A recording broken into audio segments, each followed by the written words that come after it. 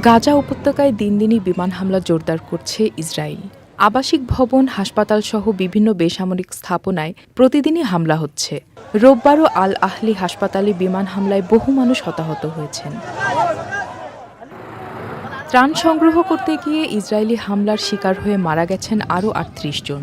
ফিলিস্তিনের স্বাস্থ্য মন্ত্রণালয় জানিয়েছে, অনাহারে মৃত্যু হয়েছে আরও ১৮ জনের। জাতিসংঘের হিসাবে গাজায় প্রতি ৫ শিশুর মধ্যে একজন চরম অপুষ্টিতে ভুগছে। জাতিসংঘ ও মানবিক সংস্থাগুলো বলছে, ফিলিস্তিনে পাঠানো ত্রাণপণ্য যথেষ্ট নয়। অপর্যাপ্ত সেই ত্রাণপণ্য প্রায়ই সমুদ্র বা বিপজ্জনক এলাকায় ফেলা হচ্ছে। ত্রাণ সংগ্রহ করতে গিয়ে মৃত্যু হচ্ছে অনেকের।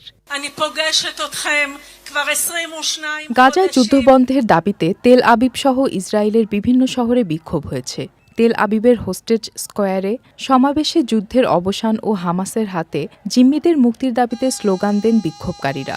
বিক্ষোভের অংশ হিসেবে কিছু কিছু এলাকায় সড়ক অবরোধ এবং শিক্ষা প্রতিষ্ঠান ও অফিস বন্ধ রাখেন তারা। বিক্ষোভ কর্মসূচি থেকে ৪০ জনকে আটক করেছে ইসরায়েলি পুলিশ।